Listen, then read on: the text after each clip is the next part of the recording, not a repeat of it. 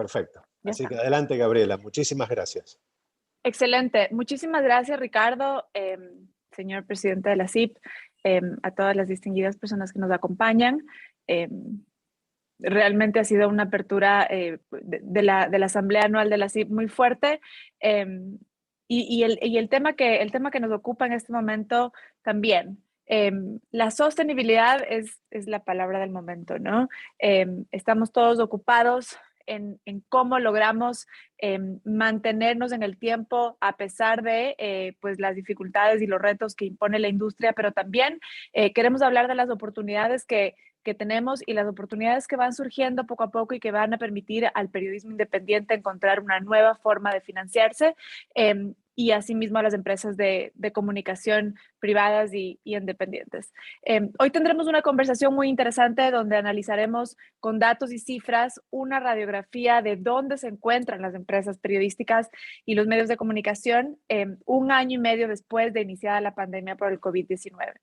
Además, conversaremos sobre los retos específicos de las empresas periodísticas, acciones concretas que ya se están tomando alrededor del mundo y los retos que enfrentamos para lograr financiar el periodismo independiente y las oportunidades que tenemos hacia el futuro. Para esto vamos a dar la bienvenida a 3 panelistas. Guy Berger es el director de Estrategias y Políticas Públicas para el sector de la comunicación e información de UNESCO, donde también fue director de Libertad de Expresión y Desarrollo Mediático. Él dirigió la Escuela de Periodismo y Medios de la Universidad de Rhodes en Sudáfrica y ha trabajado en prensa y televisión y escribió por varios años en The Mail y The Guardian en Reino Unido. Guy presentará en este panel los resultados del estudio Media Viability Framework, el marco de viabilidad de los medios realizado por The Economist, Intelligence Unit y UNESCO. Esto es algo que estaremos escuchando por primera vez. El reporte final saldrá en noviembre y Guy nos va a presentar los resultados preliminares de este importante informe sobre dónde estamos parados hoy día los medios de comunicación. Luego hablaremos con Rasmus Nielsen, que es el director del Instituto Reuters para el Estudio del Periodismo y profesor de Comunicación Política de la Universidad de Oxford. Fue director de la revista International Journal of Press and Politics, es la revista internacional de prensa y política, y es un asiduo investigador del periodismo, la política estadounidense y diversas formas de activismo. Con él discutiremos el proyecto A New Deal for Journalism, contenido en el reporte del Foro de Información y Democracia, donde se plantean políticas gubernamentales y modelos de financiamiento que proponen una alternativa al modelo tradicional basado en los ingresos publicitarios, que como todos sabemos, cada vez resulta más obsoleto. Finalmente, escucharemos de Maximiliano Alonso, director por Argentina y Colombia en el Banco Centroamericano de Integración Económica. Él preside los comités de estrategia, programación y evaluación, así como el recientemente creado de acceso a la información. Maximiliano nos contará sobre el novel concepto de buscar apoyo multilateral para el periodismo independiente y en su amplia experiencia en manejo empresarial y estrategia corporativa, cómo ve él el panorama de nuestra industria en el mediano y en el largo plazo. Vamos a empezar con Guy Berger. Vamos a tener esta parte del panel en inglés para hablar en el idioma nativo de nuestros panelistas, con lo cual la traducción también está disponible para todos los asistentes de esta reunión. Guy, good morning. How are you doing? I'm good, thank you. I'm in Paris, where UNESCO headquarters are, and thank you for the introduction. Would you like me to jump into the subject? Sure. I was just gonna say what we said before. Media Viability Framework is the name of this insightful report, which gives us a snapshot of where we are and what has happened in the past 5 years with media companies and all around the globe. It's exciting and important to see data that reflects the COVID-19 and everything that it unleashed, when some of these effects are still maybe even unknown. So please, by all means, go ahead, and we're all ears. Thank you so much. Okay, well, very good. So UNESCO is in partnership with the World Association of News Publishers, WAN-IFRA, and together we are doing research into this question of viability and consultations and finding out about good practices, and then we'll do a policy brief. So what I'll speak about now is really some of the research which was done by the Economist Intelligence Unit. And it covers 10 countries in Latin America, Brazil, and the Caribbean. It covers Jamaica, and it also covers El Salvador. And around the other parts of the world, Namibia, Nigeria, Senegal, Lebanon, Tunisia, Indonesia, Pakistan. So these are all quite different media markets, but nevertheless, there are common trends that the Economist picked up on. And really, you can say it's a tale of two pies, you know, like a pie chart or a pie that people are going to share amongst each other. It's a tale of changes in the content pie and changes in the advertising pie. And we know this, but now thanks to this Economist Intelligence Unit, we have some statistics that I think are shocking enough for us to be able to use to sensitize people more about this crisis. So turning to the content pie, well, as we know with digital, the pie of content available to people is growing. It's growing before our eyes every day, every minute. And in that, we've seen news consumption also growing. In fact, over the past 5 years, 13% growth in the consumption of news overall, according to the Economist statistics. And of course, last year, when people really wanted information in the pandemic, it went up to 20% on the previous year. So that's a good size. The pie is expanding. But let us also look at the other dimension of this content pie, because the most visible parts of the content pie are entertainment, gossip, and these often overshadow the news. And then you have disinformation, which is not just another slice of the pie. It's an aggressive, it's like a cancer that's fighting the other parts of the pie, because disinformation has to discredit information. And therefore, you do see that media, for example, is under attack in this content pie, news media. It's one of the targets of disinformation. And so you also have a problem of declining credibility and trust. And overall, much as news consumption is growing in this pie, it's not growing at the same rate as the pie. So it's shrinking as a proportion of the whole. So we could say that the journalism, news, it remains distinctive, but it's diminishing in that overall content mix. So that's the challenge of the content pie, how to keep the distinctiveness, but not diminish, at least proportionately not diminish. Then you come to the advertising pie. And this advertising pie, we all know it's growing also fast. But we also know that the advertising to the news media is shrinking. Not just, it's not a proportional shrinking, it's an absolute shrinking. Now, according to these Economist figures, a decade ago, the news media was absorbing almost 25% of global advertising spend. Today, it's only 6%. And in the meantime, social media is expected to grow to take up 40% of the pie, of this growing pie. 40% will go to social media by 2023. So we've got those two situations with the two pies, and we have to deal with them both. And if that was not enough of a challenge, this research and other consultations that UNESCO has done shows that, unfortunately, governments are compounding the problems. So you have political controls, you have a tax on media, and then where there's government advertising, it's often skewed towards favorite media. So those are three issues: the content pie, the advertising pie, the role of governments. But we have another problem, even compounding further those three problems, and that is that this crisis is not appreciated widely enough. In fact, this Economist research shows that, for example, during the pandemic, of 10 countries surveyed, only Indonesia had explicitly a package to support the media. Other countries had some broad packages, but not specifically for media. And what we're seeing here is that media companies are suffering in isolation and in silence. And there is not at the moment the public awareness nor the political awareness of the fact that this crisis is heading in one direction, and that is a direction towards the extinction of this key public service, which is news. I can come back later to say what we at UNESCO are exploring to help respond to this, but it's quite clear that the first thing is we have to convince people that there is a crisis and it really needs attention. So back to you, and maybe I can come back later and speak specifically about the solutions being explored by UNESCO. Thank you very much. There's many questions. We are going to share the key findings that you shared with us in the chat so that everybody can have this report.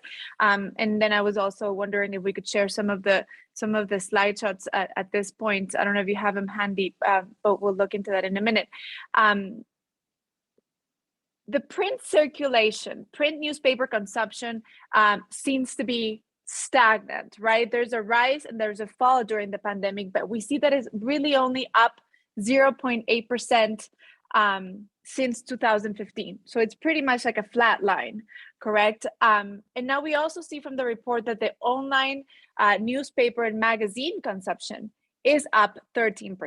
And even though this is all, you know, shrinking in proportion of internet consumption or content consumption in general, but we see a rise, and it's a steep rise. You know, 13% in the last 5 years is important, and it's a rise in online newspaper and magazine consumption. Now that this shows there's still an opportunity because there's still the credibility. How do you see that that difference, and where do you see opportunities going forward?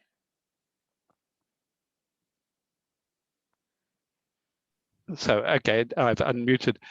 Yes, well, I think that we can indeed see that circulation is increasing online.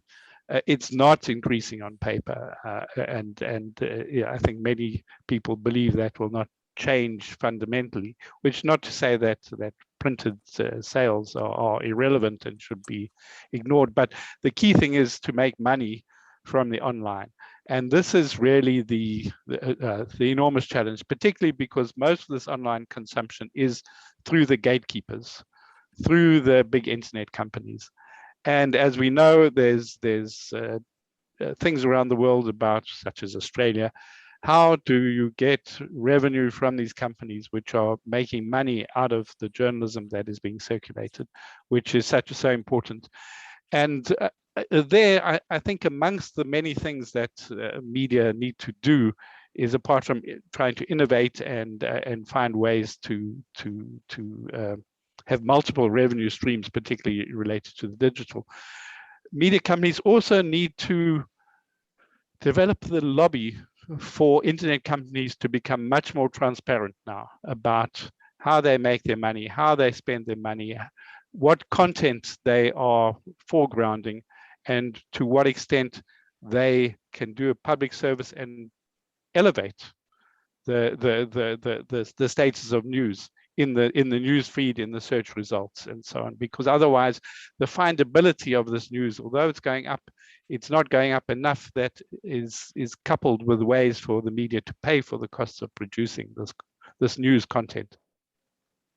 Wonderful. I am sharing. I don't know if you people can see these two slides that I want to share with our audience about the key findings that you've shared with us. And it's because we have a steep line going up of this digital news circulation. It looks quite promising, right? And we see that the global news consumption is going up. However, we do see that it is led specifically by the Asia Pacific, success in what they're doing. And we see this in this slide, and then we see it in the next slide, which is the number of monthly podcasts listeners, which is also rising up globally. But we see that this global line is really mainly led by a really steep rise in Asia Pacific. Now, my question, given that we are in the Americas and given our audience, is what are these Asia Pacific media companies doing and that we're not doing in the Americas? Okay, well, that is, of course, is a great question, and I think we'd have to analyze the total content environment to see to what extent there's competition from other content, to what extent the way people are consuming media and the algorithms that are distributing are giving prominence to news in some parts of the region and not in other parts of the region. Certainly, we do see that the companies have got very different standards for moderation. They also have different, they have different attention and different budgets to moderate content in different regions, and they also have a particular relationship to the percentage of digital penetration, I would say, and the costs of digital. So, it's quite a complicated thing. I don't think it's easy to pin it down simply on the news industry in Asia and the Pacific region, because it relates not only to the media, but to that context, to the companies, to the digital connections, to the competition of other content, to the history of to what extent those media are seen as credible or whether they have been discredited by disinformation attacks and by governments. Wonderful. I think you raise a very interesting point of how access to digital connection in our populations really has become a matter of survival for all of the media, because we're all now digital companies. And I think that is something that perhaps we're not paying enough attention in the region. Thank you so much for bringing that up. The last question that I want to ask you before we move on to the other panelists and we can start a broader conversation is with regards to this slide, where we see that the philanthropic support for news spiked during the pandemic, but it mainly favored North American outlets. And we see that from 2016, over 80% of the global support to journalism has been based or focused on North American and United States recipients. And now that number is up to 94%. How do we get philanthropy to look south? Well, I would say that it's part of the advocacy that the media need to do, to come together to make the case, to signal that this is an existential issue, that there will be continuing cutbacks and closures if there's not intervention from donors, but donors is not enough. I mean, that's clear. You also need governments to understand they need to give more tax concessions. You need even to get governments or donors to understand they should sponsor health reporters. I mean, we're sitting in a pandemic still, and a lot of media don't have dedicated health reporters. And why not sponsorships for carbon emissions reporters? Because, we face this global crisis there. So those are some of the things that I think we have to do. And we have to ensure also that part of the donor funding can actually serve to build national coalitions whereby the media's voice can become more heard by policymakers, parliamentarians, by the advertising industry, by the marketing industry, for example. And I think that this is really key, because, as I said, there's been a silence about this crisis, relatively speaking, and yet it has such societal implications. And I think that one of the issues that we will be promoting coming up at UNESCO is to encourage stakeholders to create task teams or national commissions of inquiry to go into this story. A few years ago, the UK had the Cairncross Commission of Inquiry, and this was even before the COVID hits even harder.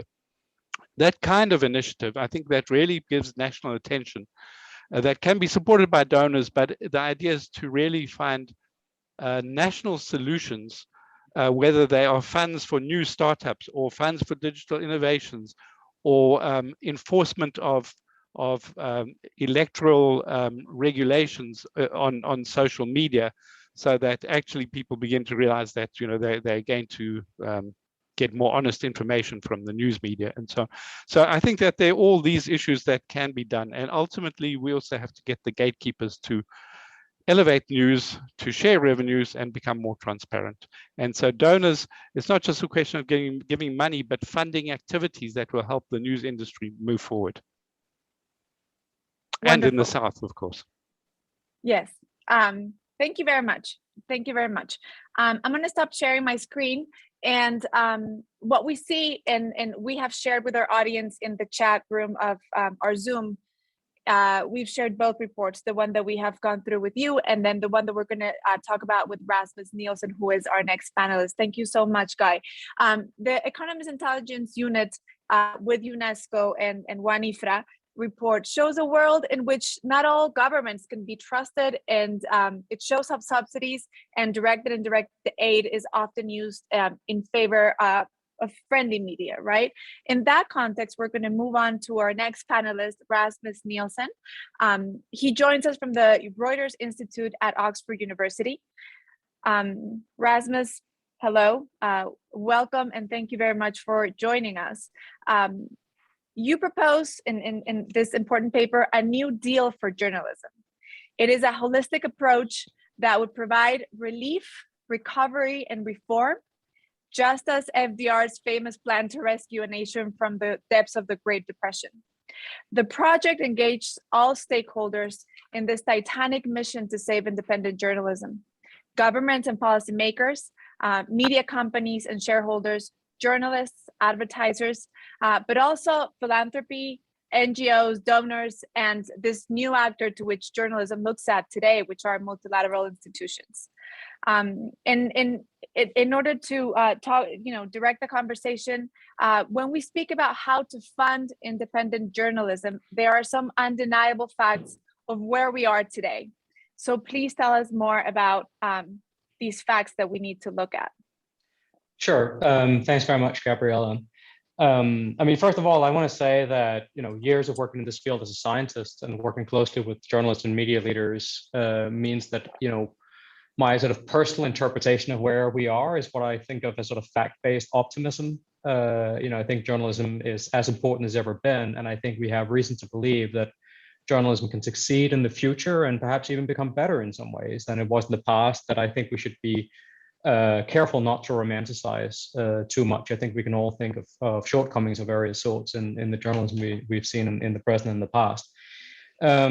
I think to sort of succeed in that on that journey going forward, I think we sort of need to be willing to take the same medicine that journalists would like to provide others. So for a profession that aims to seek truth and report it, even when that truth sometimes is unwelcome and challenging, I think the profession and industry itself, it would reflect well on us to be willing to confront some hard truths as well.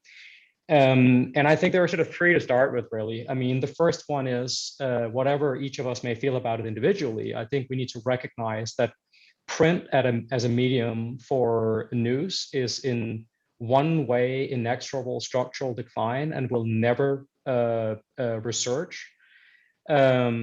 Broadcast television is very likely to follow in the form of sort of linear scheduled television. That's the first, that we're seeing the structural and inexorable decline of offline forms of media that were for a long time dominant and very profitable. The second sort of hard fact I think we have to recognize is that everyone, everywhere, who can afford access and aren't prevented from accessing digital media by their government seem to prefer digital, mobile, and platform media at the expense of print and broadcast. I think it's really important to recognize that print and linear scheduled television are not in decline because they're not available. They are in decline because people are shifting their attention elsewhere. And third, I think that means that for us to think about what a future of journalism looks like as a profession, but also as a sustainable form of independent private enterprise, we need to recognize that this has to be a digital business and a digital profession first and foremost. And that for the reasons that Guy outlined and that are illuminated in this important work that UNESCO has commissioned, is going to be in some ways a tougher business than a business that already was quite challenging for various reasons in the past, but may well become more challenging in the future. Smaller share of attention going to news because of a more competitive environment. Smaller share of advertising going to news publishers because of a more competitive environment, including an environment in which we have reason to believe that there are issues of concentration and opacity in parts of the digital economy. But also, I think importantly, and I think we should recognize the gifts that digital provide us as well, an environment in which, from the point of view of the citizen, there are more sources available than ever before, greater diversity than ever before, greater ease of access than ever before for those who have access to the internet and aren't prevented by their government or by deep structural inequality from using the internet. So a much more satisfying environment from the point of view of citizens. And from the point of view of journalists and editors too, I would say some advantages in that reporting is easier and faster often using digital tools compared to the old days of relying on phone calls and going to the library and doorstepping everyone all the time. We can do amazing things with open source intelligence and the like. And at a very basic level, I think we need to remember what the cost structure looked like of offline news media. It'll differ from title to title on a call like this, but a rough rule of thumb is that somewhere in between 20 and 25% of revenues in a print newspaper went into the newsroom at most. Whereas with many leading digital news media, it's half or more of revenues that go into the newsroom. So we can see much leaner and in that sense, much more efficient operations. I think it's going to be tough. I've described the environment before as few winners and many losers. And losers include, of course, citizens in areas or communities that are not going to be as well served in the future as they were in the past. But of course, also companies and journalists who will suffer through a quite painful transition, and not every title will necessarily make it, and not every job will be retained. But also, I think we need to recognize that there are winners. We are seeing titles succeed, and not just the poster children of this in the New York Times and the like, but also a number of important examples in the Global South, Malaysia Kini, for example, Daily Maverick, and others, Rappler, Scroll, The Wire, as well as titles in smaller middle-income markets in the Global North. I'm not suggesting that this means it's going to work out fine for everyone, but I think we need to recognize success where we see it as well. Now, in the New Deal for Journalism report, where I chaired the working group, it's important to recognize here the report is the Forum for Information Democracies report, and I'm here sort of representing sort of part of the team that was involved in the production of it.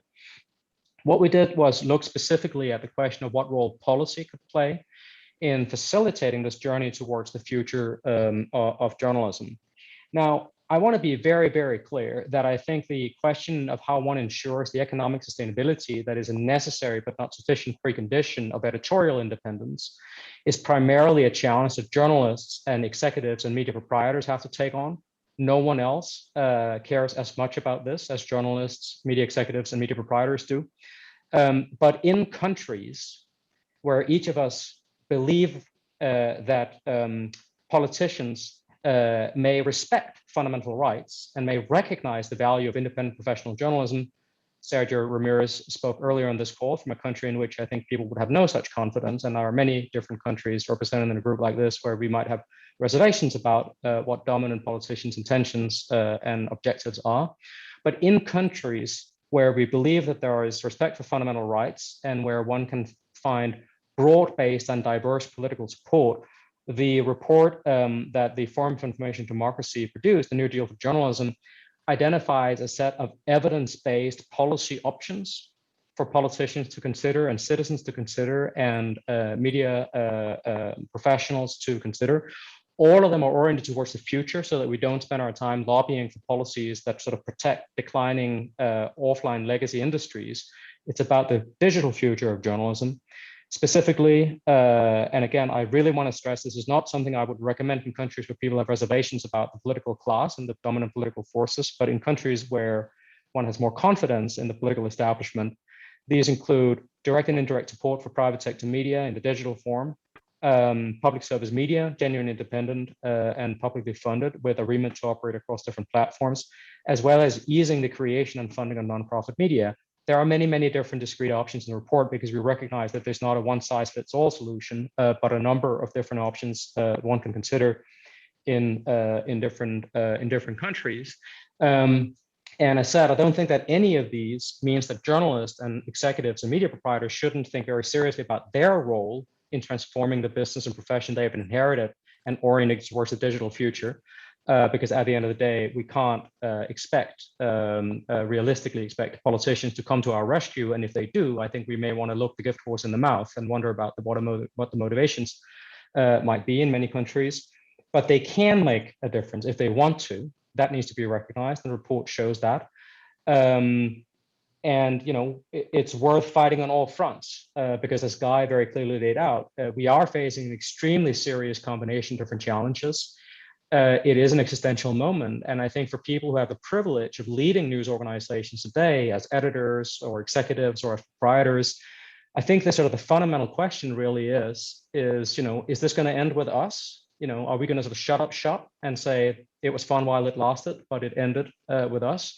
Or are we going to make the hard decisions now to orient the profession and industry towards the future and leave journalism stronger than we found it? Wonderful. I think you've given us a lot of insight into what the report says and what, in general, the research shows. I want to take a tiny step back and considering the IAPA is an organization that has over almost 1,100 members, and most of which are media companies, private, independent media companies. How painful will this transition process be for the established media or the legacy media companies? What are the main challenges that you see specifically, coming into the near future? And how can we prepare ourselves? I think, first of all, I think we sort of need to confront the sort of fact that this is going to be really hard and really tough. And it's going to get worse for a long time before it gets better in terms of the top line of revenues, for the simple reason that the majority of revenues in the industry globally still come from print. And as I said, print is in an inexorable one-way decline. And digital is often growing, but not growing nearly as quickly as print is declining. I think we sort of need to recognize this reality and treat print the way one might treat, say, if you were the owner of an oil field. It's a sort of a dwindling asset that won't last forever, but you can choose either to just pocket the profits from it, or you can invest the profit in a different, more sustainable, future-oriented model for your organization. And that, of course, would have to be digital. What do models look like in that space? I don't think there is a single sort of one-size-fits-all model or any guarantees when titles embark on this journey. I would say that what we are seeing is that the plurality of the titles, whether they are newspapers reinventing themselves as digital-first titles or whether they are digital-born titles, the plurality of titles that I see succeeding are focused on very distinct, high value-added journalism. They are very serious about investing in data to better understand the audience that they serve, the public that they serve, and take product seriously and invest in making sure that people's experience of using their journalism in a digital environment is a good experience and is an experience that matches the expectations people get from using the often extremely smooth and convenient apps provided by companies such as Instagram or Netflix or Spotify and the like, which really sets the benchmark for what people's expectations are in the digital environment. And of course, are the companies with which you all compete now, because you compete for my time with social media and for advertising through my time, and you compete with Netflix and Spotify for my money. So distinct journalism, investment in data to really understand the audience, and an investment in product. Many of them are based on reader revenue, but and advertising, as Guy rightly said, is declining, and we should expect it to continue to decline for quite a long time, realistically, given trends in the industry. I will say that decline does not mean no advertising revenues, and I think advertising will be a significant and important part of revenues going forward, and of course, particularly important for media organizations that try to reach a broad and popular public who may not be willing to pay or pay to the same extent as media organizations who cater primarily to more privileged, elite, and affluent audiences. Thank you. from the report and from what we've seen, many of the public policies and government aid to media, especially during the pandemic and across the globe, was aimed at tax exemptions for print circulation, for example. We also see that, you know, there's still many resources, as you said, to sort of support this, the legacy platforms. Is the media spending too much effort and resources to keep these legacy platforms alive? And from the data that you have, what are the best options or the alternatives? Where do we turn our lobbying muscle, and where do we focus, rather than, as you say, it's not ideal to, you know, get if we're going to get help, if we're going to get aid, you know, whatever tax help or tax exemptions, not focused on our legacy operations. What are the better alternatives? Well, I mean, I would say first, I mean, the report is called New Deal for Journalism and not a planned economy for journalism or incumbency protection for journalism, because, you know, we fundamentally believe that this is about the future, as the New Deal was about the future, and it is about enabling private enterprise to succeed in a competitive environment that can serve the public, just as the New Deal was not about introducing some sort of planned economy, despite the sort of various criticism made by bad faith people. You know, I want to recognize that, you know, different companies are in a different position, different people have different interests, different countries have very different political situations, and I don't think it'd be right for me to sit in Oxford and tell other people how to do their jobs, or to sort of advocate for a particular policy position. The things I would simply say is this. I think we need to sort of face the facts that businesses or forms of journalism or lobbying for media policies that are primarily oriented towards print and broadcast are oriented towards the present and the past. And we got to be honest. I mean, there is a part of the journalistic profession and part of the news media industry who have a clear self-interest in focusing on shoring up the present because it'll last their time out.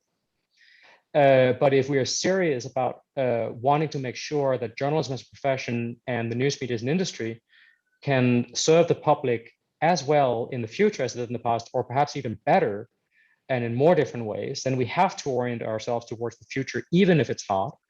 And that future has to be oriented towards digital models, because that's clearly where people are going.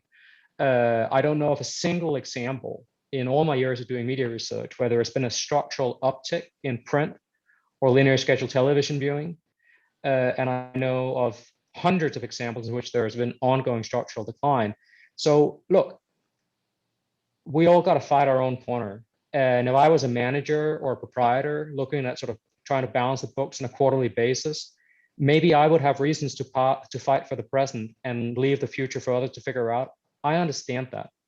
It's hard. It's really, really hard. And I recognize that. And I'm not judging people who focus on the present. That can be hard enough, God knows.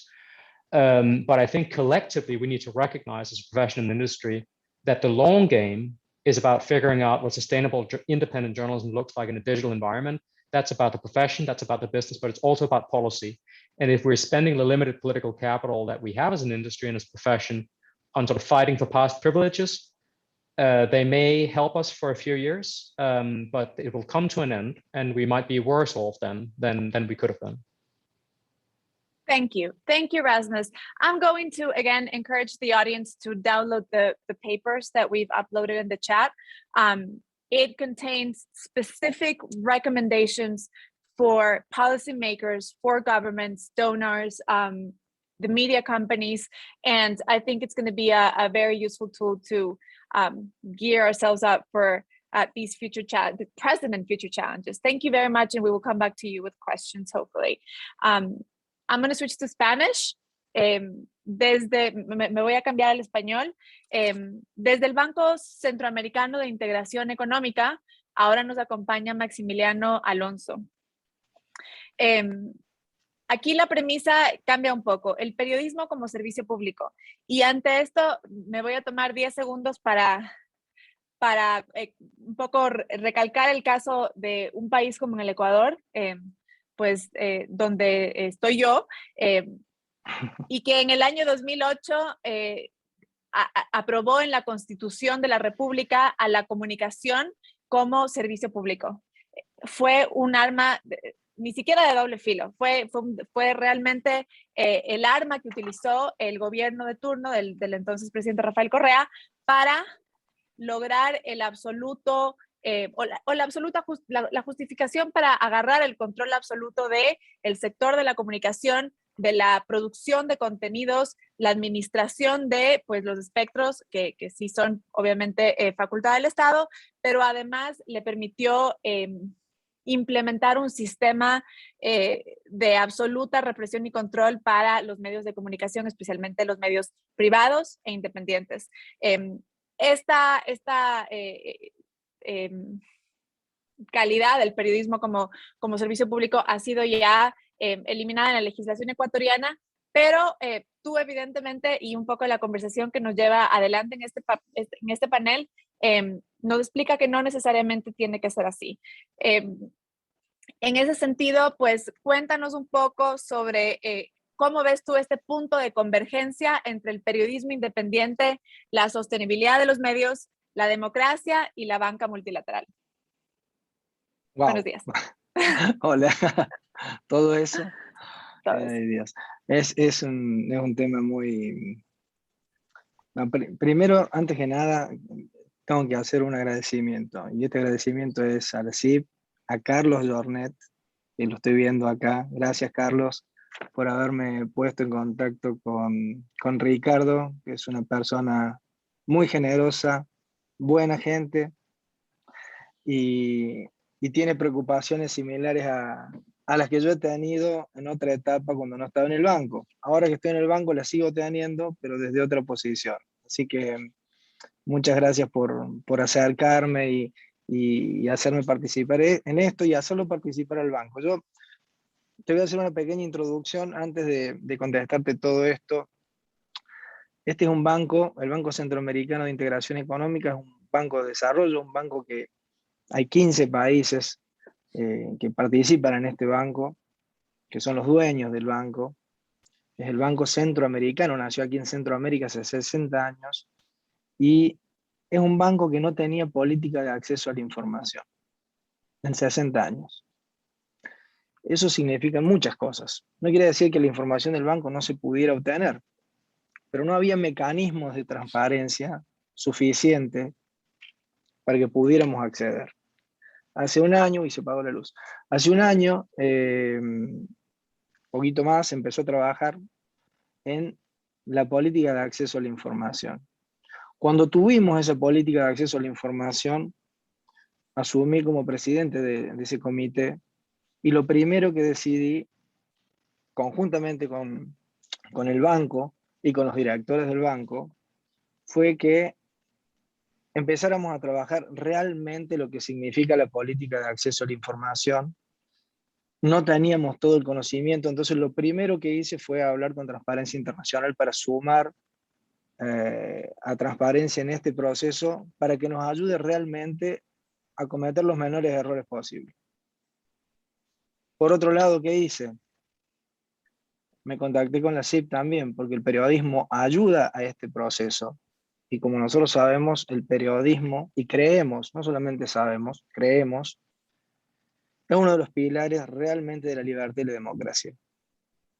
Si nosotros no comprendemos este proceso, esto que estoy relatando, creo que no estaríamos discutiendo esto que estamos discutiendo acá, porque acá no estamos discutiendo un negocio solamente, no estamos discutiendo el valor de la empresa, la sostenibilidad de la empresa, estamos discutiendo cómo a través de empresas que se dedican a la comunicación, a la información, sostienen los pilares de la democracia. Entonces yo creo que es una discusión extremadamente seria, muy manipulada también, si se quiere. Nosotros lo que estamos tratando de hacer es, por lo pronto, desde el banco, trabajar muy seriamente con los organismos que nosotros creemos que son los organismos representantes en esto, para llevar adelante la política de acceso a información del banco.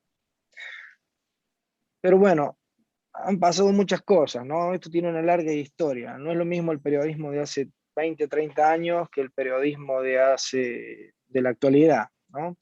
Y no solamente por la pandemia, la tecnología, los nuevos modelos de negocio que se están generando, el acceso, bueno, todo esto ha hecho que, por ejemplo, en nuestro banco, y perdón que me remita siempre al banco porque voy a hablar desde aquí, ha hecho que pensemos también que si es un pilar de la democracia, también es un pilar del desarrollo.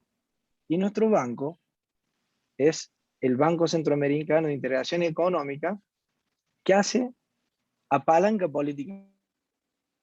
Entonces, para nosotros el tema de la prensa libre y la democracia van asociados al desarrollo. Y como banco no podemos estar desarticulados de ese proceso. Es decir, tenemos que, de alguna manera, y lo hemos decidido, articular y apoyar a entidades también que estén sufriendo lo que está sufriendo cualquier entidad en estos procesos de crisis, y las empresas de comunicación son uno de los potenciales beneficiarios para nosotros. Ahí te estoy respondiendo de cómo vamos a trabajar. Podemos trabajar si ya muchas empresas están contactándonos por diversos temas, obviamente no las voy a mencionar por una cuestión lógica, empresas periodísticas, incluso periodistas individualmente que quieren generar sus emprendimientos. Digo, nosotros queremos desde ciertos espacios en el banco tratar de colaborar con este proceso que estimula la democracia. Para nosotros es fundamental. Me habías dicho varias cosas, voy a tomar una de ellas. El tema de la sostenibilidad. Regularmente los periódicos los vendían, los comprábamos, los leíamos. Soy un friki de la lectura, del periodismo. Vivo hace 16 años que vivo en Europa, ahora estoy en Honduras, pero leo periódicos de Francia, de Italia, de España, de Argentina, de Córdoba, porque soy más cordobés que la voz, de todos lados. Sin embargo, esto ha cambiado profundamente. Cada vez, antes me gustaba leerlo en papel, ahora lo leo digitalmente, e incluso hay un paso más. Ya hay cosas que no me gusta leer ya digitalmente en los medios, en estos medios tradicionales, y estoy buscando otras orientaciones. Entonces eso, y yo tengo 47 años, mi hijo que tiene 25, directamente ni lee esto. Esto, forget it. O sea, la gente, estos pibes están leyendo cuestiones totalmente segmentadas, y tenemos que, de alguna manera, incorporar estos procesos a los modelos de negocio y a las formas de producir la información. Un punto relevante, yo creo que ayer fue que hablamos, pero también lo hablábamos con Ricardo y con otros periodistas. Un periódico o un medio tiene que construir, por lo menos desde mi perspectiva de economista o de persona que ha trabajado en spin-off o en startups, ecosistemas que te permitan producir información de otra manera, ecosistemas que te permitan ser más permeable. Los medios han sido poco permeables, han siempre, por lo pronto, esto es una opinión, por favor, quiero que se tome como lo que estoy planteando. Es una opinión de un gran lector, yo creo que los medios siempre han bajado una línea editorial, la típica línea editorial, me parece muy bien, pero ha sido muy vertical. Todos han sido procesos muy verticales. No estoy hablando de un periodo, estoy hablando de lo general, todos, de izquierda, de derecha, de centro, de este lado, del otro, siempre han sido cuestiones muy verticales. En este momento lo que necesitamos para estos procesos de construcción de la información, para estos procesos de la construcción de modelos de negocios, es ser más permeables.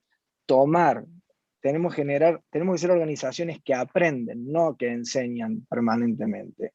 Yo creo que esa es una teoría de los años 90, me acuerdo que estuve haciendo algunas cosas en el MIT, Y había un profesor que se llamaba Peter Senge que trabajaba un concepto que eran de organizaciones que aprenden. Yo creo que se ha aprendido tarde porque no ha habido permeabilidad. Entonces, si vos me preguntas, el tema de la sostenibilidad también tiene que ver con esto. No solamente tiene que ver con cómo colocamos el producto, sino cómo estructuramos nuestro negocio en función de nuestro entorno.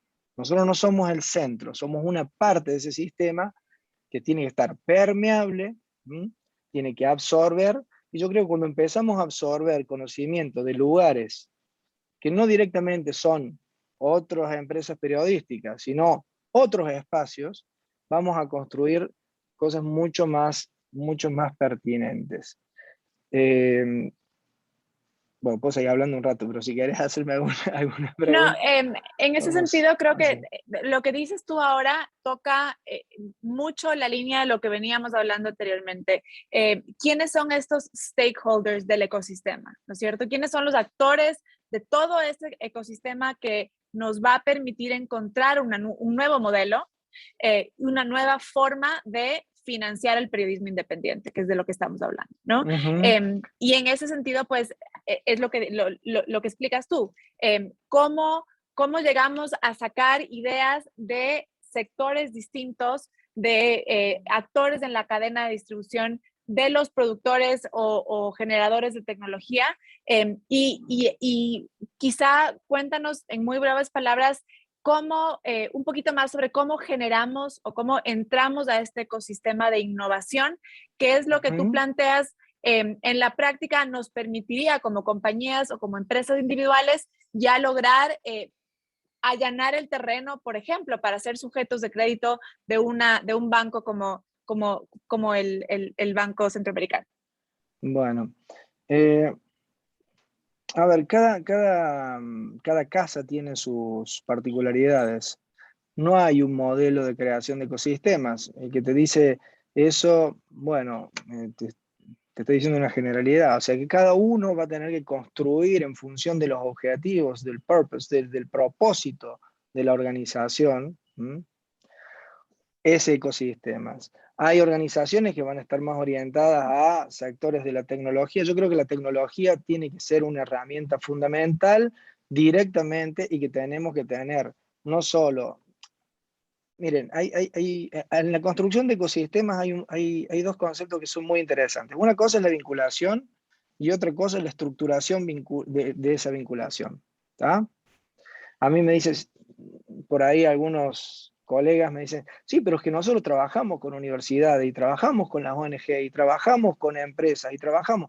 No trabajan, se vinculan una vez al año, le preguntan 3 cosas y eso no es un ecosistema. ¿Ok? Eso es una vinculación aislada, con propósitos muy básicos. Sí, tenemos cierta información. Yo lo que planteo en términos de ecosistema es que se genere un espacio en el cual realmente podamos tener una relación estructurada de ida y vuelta permanente, sistemática con otros sectores. ¿Ok? A eso me refiero con ecosistemas, donde cada uno gane lo que gane. Digo, porque me refiero a esto. Un spin-off de un diario. Creo que me contaba Carlos que tienen un spin-off o están apoyando, no me acuerdo, Carlos, si están apoyando una startup o un spin-off en La Voz.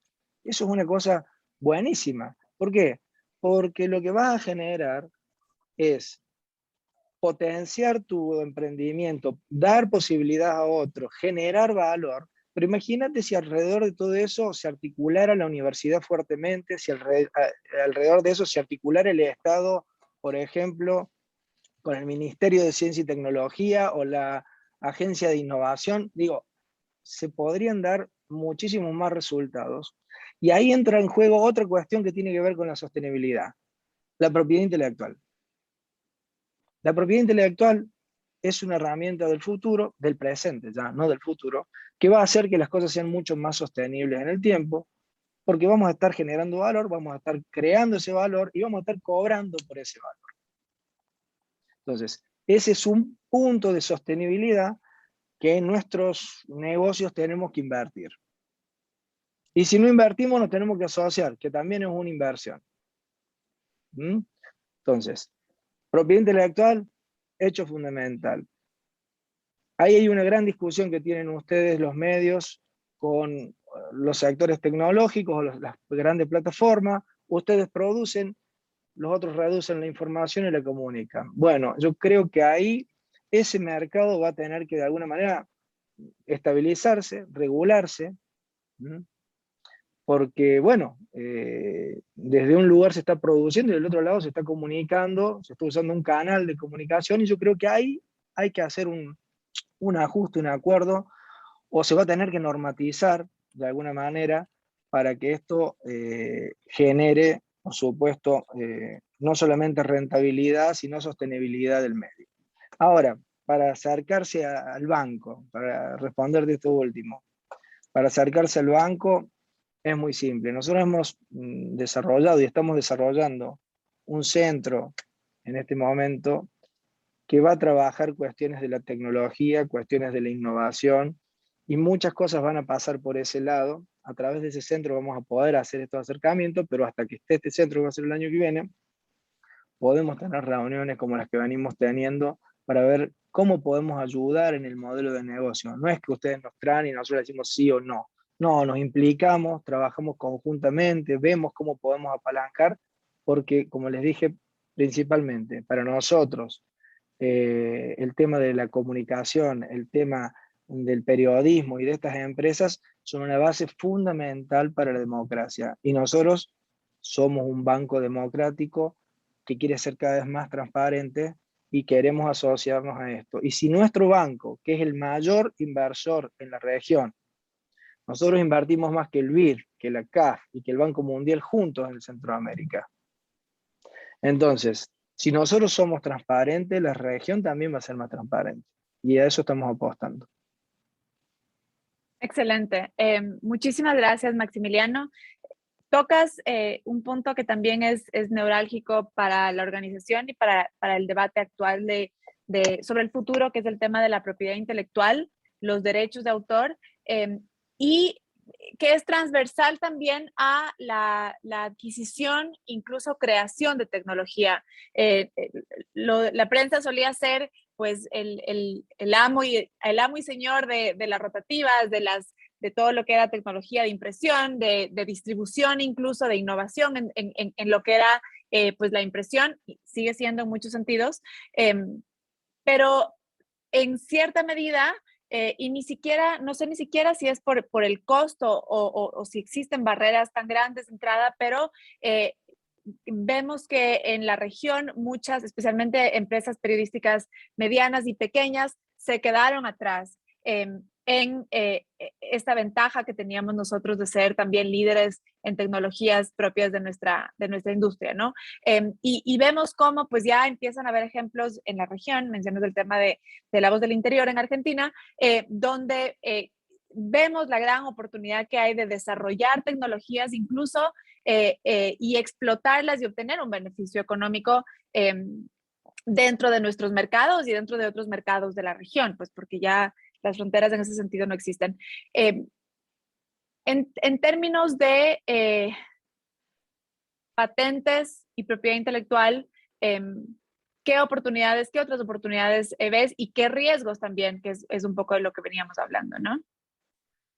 Sí, a ver, esto es una cuestión, no se puede obviar el hecho de que los medios de prensa en América Latina son empresas que tienen compromiso con la comunidad, ¿no?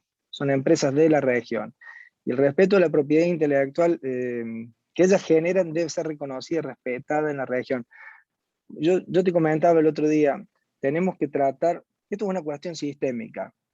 Si tenemos todo esto y funciona perfectamente, y tenemos estados que no tienen regulaciones fuertes en propiedad intelectual, es un problema. Por eso cuando hablo de ecosistema, hablo de trabajos conjuntos. Los estados en América Latina tienen que trabajar mucho más fuerte en los aspectos de propiedad intelectual, conjuntamente con las empresas, conjuntamente en este sentido con la prensa, y ahí sí va a haber una sinergia para para mejorar, porque si una parte está bien y la otra parte está mal, eso es un gap que no se puede resolver fácilmente. Después vamos a tener que sacar y ir a registrar nuestras cosas a otro lado. Tenemos que empezar a trabajar desde América Latina con un sistema de protección mucho más fuerte. Y eso es una cuestión que le corresponde, tanto a lo público como a lo privado. Pero los sistemas públicos tienen que trabajar mucho más fuerte para defender las creaciones, si se quieren, en nuestros países. Eso es una cuestión compartida. Hay que comprender que lo público y lo privado tienen que trabajar juntos. El Estado solo no resuelve nada y lo privado solo no resuelve nada. Tenemos que hacer un trabajo conjunto, un manifiesto conjunto, donde tenemos que integrar a otras partes. Pero me parece que la cuestión va por ahí. Genial. Muchísimas gracias, Maximiliano. Creo que vamos a un poco hacer preguntas al resto de los panelistas. Antes Perdón, de... una cosita que quería Por terminar. favor.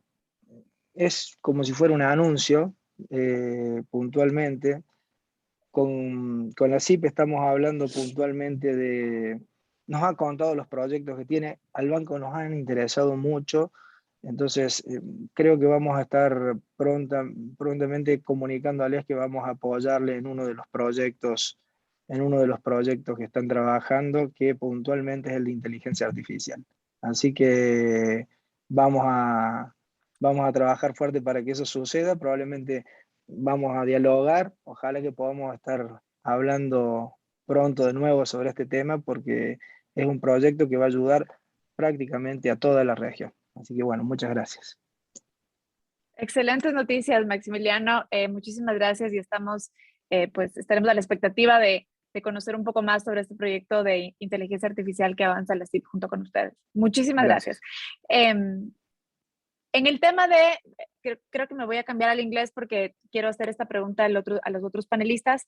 In terms of intellectual property, copyright, and technology, I would like to ask both of you, Guy and Rasmus,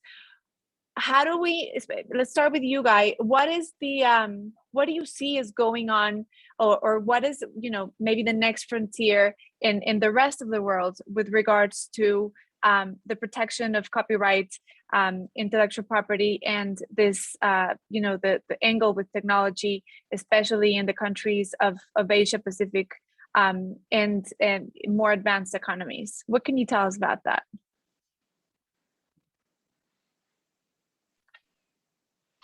Guy. So, yes, right. Well, I think people in this audience will know that there are quite different debates going on in Europe about copyright and click taxes, and then you have an argument related to this in Australia, which is about should well, it was now legislated that the internet companies have to reach some private agreement with media producers to pay for the content that they disseminate, given that they make money out of that content.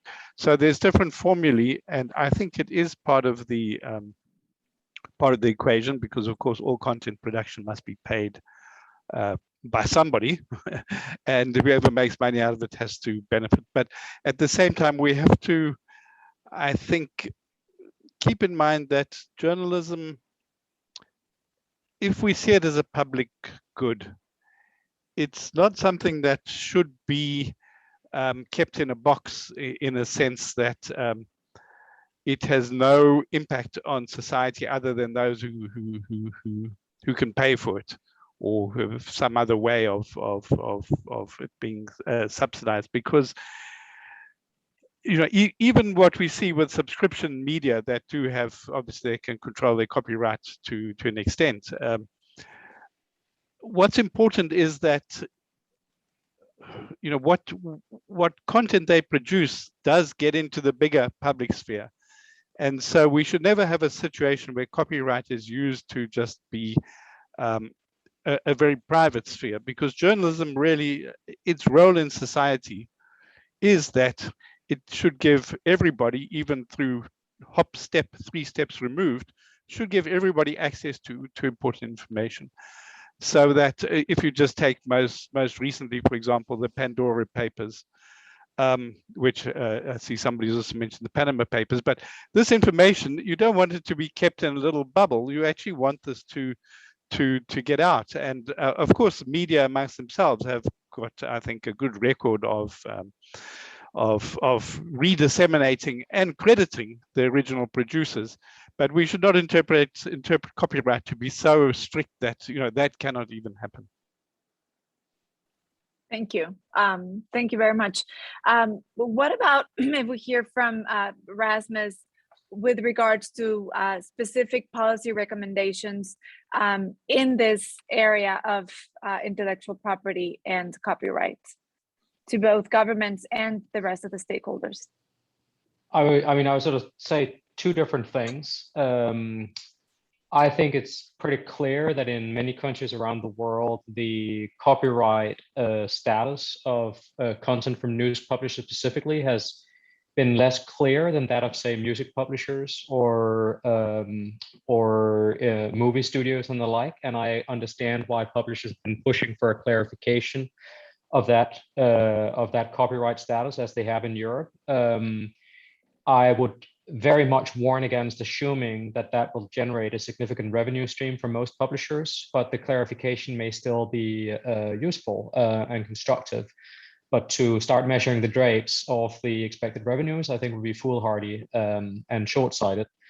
Secondly, I think it's pretty clear that there are competition issues in the digital economy that have to do with market concentration, that have to do with opacity, with the risk of self-dealing, with intrusive data collection practices that introduce all sorts of opportunities for price discrimination and self-dealing. And I'm very glad that competition authorities around the world are looking at that. I think all of us as citizens, as consumers, and as people who, working in businesses will want a competitive marketplace with appropriate oversight and scrutiny. In terms of whether that will specifically help publishers generate more digital revenues, I would say sort of two things. The first one is that if the primary problem with securing sort of licensing agreements for news content from platforms was market power, then I think what publishers should expect to get from large platforms are the same licensing deals that they can extract currently from small platforms. So, if there are publishers in this call who have very lucrative licensing agreements with Twitter or with Snapchat or with TikTok, then I think you can expect to secure similarly lucrative licensing terms with larger platforms if your copyright is strengthened or the competition issues are addressed.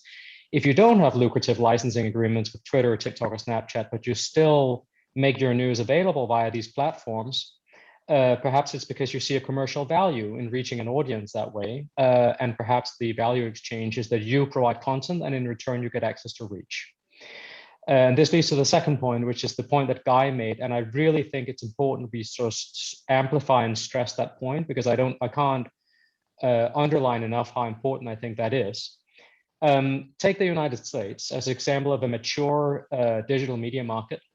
With a very, very competitive supply side of digital news from many, many different publishers of many different sorts, different persuasions, different orientations and the like. And with the vast majority of Americans, about 90%, having high quality internet access. Amongst American internet users, about half of American internet users don't access any news sites at all on a monthly basis, none. That's not because they can't. They could. There are thousands, literally thousands of publishers competing for their attention. It's that they don't find the content compelling enough and valuable enough to seek it out. And if publishers turn their back on the very challenging relationships with companies that they compete with for attention and advertising, and that they have many reasons to be very wary of because of the considerable power that they exercise, but who also play a key role, as Guy rightly said, in increasing the reach of news in the population overall, in increasing incidental exposure to news, in increasing the role of news in informing people if they have a search career and the like, and are particularly important in reaching younger people, in reaching people with lower levels of interest in news, in reaching less affluent parts of the public. If publishers turn their back on that, I think they need to sort of consider what the consequences of that would be in terms of the ambition to serve the whole public. The platforms are difficult to deal with, and they are self-interested commercial companies, and they, like every other self-interested commercial company, will put their own interest first. And they are serious competitors and serious challengers for news publishers. But that doesn't change that they are also key to reaching much of the public who do not currently seek out news and go directly to news sites. And in that sense, complicating that relationship further, I think there is a question of what that would mean for the reach of journalism and the public at large. I think that that is a staggering number. 50% of a population such as the United States having access, obviously, to internet and mobile devices at all times. They don't reach out for the news. And perhaps, I don't know if I think Guy would be the person to answer this question. Based on your reports, what are the common factors of a nation or a population that has a higher reach of news into their population? What do we see? What do we do as a society, as a culture, as media to increase the number of people who are reaching out for the news? So, well, what some news publishers do is that they get into the entertainment business, which is a different business, but it's not really the news business, except that, they then shift in that direction. And I think, although sometimes they present it as news, it's really just opinion and, choreographed conflict. And so that's one response, but then you lose the news. That's the problem. If you look at societies where news consumption is fairly high, well, one of the classic cases, and perhaps Rasmus can complement this, coming from the Nordic countries, but in Finland is a place where right from early on, young people also, they learn what we at UNESCO call media and information literacy. In other words, they learn, what is it, this content mix? What is entertainment? What is information? What is disinformation? How do you understand that you get some stuff supposedly free, other stuff you have to pay for? How do you understand that your algorithmic feed is delivering you some things and not other things based on profiling you? And so what people have found is that, for example, in Finland, people are much more resilient to disinformation and much more receptive to credible news information. And partially people trace this to the education system, so right from early on. Now that we don't have that much time all over the world, although it is an urgent question to get this critical thinking amongst consumers. And when I say get to consumers, I'm not meaning indoctrinating them and saying, oh well, don't follow anything else, only follow news. You want consumers to be discriminating, to be discerning. And at the same time, as Rasmus has been saying, it's also a challenge for the news media because it's proven that, entertainment, conflict, hyped up conflict, disinformation travels further and faster and people get engaged with it. Now, how do you stick to news and not be boring, but not fall into that trap? And how do you as a news institution also explain to your public what it is, why you're valuable? I mean, what it takes to produce verified information and informed opinion, and that you stand out above the mix. You've got to really, I think, ramp up that value add that you can make to people's lives and tell them, not just assume that they automatically will love you because you're doing the right thing. Thank you. I really appreciate your participation. We all do. I'm going to switch to Spanish. Maximiliano, hay una última pregunta muy cortita de la audiencia sobre si es que el Banco Centroamericano ofrece oportunidades de financiamiento a medios hiperlocales, que serían medios mucho más pequeños o de carácter local o regional. Si es que nos puede responder esta pregunta, sería la última y con esto terminamos.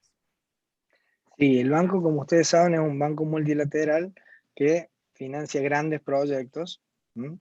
Sin embargo, a los proyectos más pequeños lo hacemos a través de la banca de segundo piso. Es decir, damos fondos a bancos para que esos bancos le puedan prestar a estos pequeños proyectos. Pero sí, claro.